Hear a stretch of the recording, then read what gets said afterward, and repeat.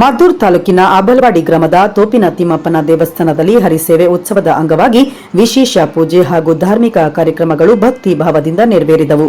ಮಾಜಿ ಸಚಿವರಾದ ಡಿಸಿ ತಮ್ಮಣ್ಣ ಅವರು ವಿಶೇಷ ಪೂಜೆಯಲ್ಲಿ ಪಾಲ್ಗೊಂಡು ದೇವರ ಆಶೀರ್ವಾದ ಪಡೆದರು. ವಿಧಾನ ಪರಿಷತ್ ಸದಸ್ಯರಾದ ವಿವೇಕಾನಂದ ಹಾಗೂ ಮಾಜಿ ವಿಧಾನ ಪರಿಷತ್ ಸದಸ್ಯರಾದ ಕೆಟಿ ಶ್ರೀಕಂಠೇಗೌಡ ಸೇರಿದಂತೆ ಹಲವು ಗಣ್ಯರು ಪೂಜೆಯಲ್ಲಿ ಭಾಗವಹಿಸಿದ್ದರು. ದೇವಸ್ಥಾನದ ಉತ್ಸವದ ಅಂಗವಾಗಿ ಉತ್ಸವ ಮೂರ್ತಿಯ ಭವ್ಯ ಮೆರವಣಿಗೆ ನಡೆಯಿತು.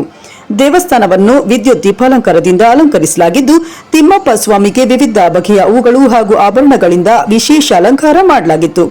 ಇನ್ನು ಸಾವಿರಾರು ಭಕ್ತರು ಪೂಜೆಯಲ್ಲಿ ಪಾಲ್ಗೊಂಡು ದೇವರ ದರ್ಶನ ಪಡೆದರು.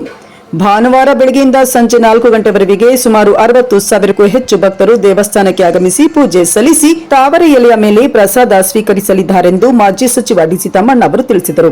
ಇನ್ನು ಡಿಸಿ ತಮ್ಮಣ್ಣ ಅವರು ಪೂಜೆಯಲ್ಲಿ ಪಾಲ್ಗೊಂಡಿದ್ದ ಸಂದರ್ಭದಲ್ಲಿ ಮಾಜಿ ಪ್ರಧಾನಿ ಎಚ್.ಡಿ. ದೇವೇಗೌಡ ಅವರ ಪತ್ನಿ ಚೆನ್ನಮ್ಮ ಅವರ ನಿಧನದ ಸುದ್ದಿ ತಿಳಿಯುತ್ತಿದ್ದಂತೆಯೇ ಡಿಸಿ ತಮ್ಮಣ್ಣ ಅವರು ಪೂಜಾ ಕಾರ್ಯಕ್ರಮವನ್ನು ಮಧ್ಯದಲ್ಲೇ ಸ್ಥಗಿತಗೊಳಿಸಿ ಬೆಂಗಳೂರಿಗೆ ಚೆನ್ನಮ್ಮ ಅವರ ಅಂತಿಮ ದರ್ಶನ ಪಡೆಯಲು ತೆರಳಿದರು.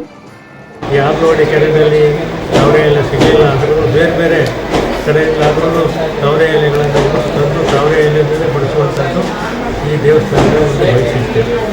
ಇದರಿಂದ ಈ ತೋಪಿನ ತಿಮ್ಮಪ್ಪ ಈ ಭಾಗದಲ್ಲಿ ಎಲ್ಲ ಭಕ್ತರಿಗೆ ಆಶೀರ್ವಾದ ಮಾಡಿದ ಒಂದು ನೆಮ್ಮದಿಯನ್ನು ಕೊಡುವಂಥ ಒಂದು ತಾಣ ಆಗಿದೆ.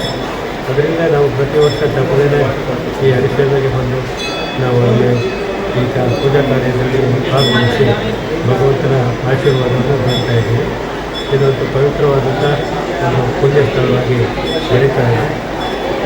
ಇದು ಇನ್ನೂ ಹೆಚ್ಚಿನ ಮಟ್ಟದಲ್ಲಿ ಇದು ಪುಣ್ಯ ಸ್ಥಳವಾಗಿ ಬೆಳೀಲಿ ಅಂತ ಹೇಳ್ಬಿಟ್ಟು ನಮ್ಮ ಆಸೆ.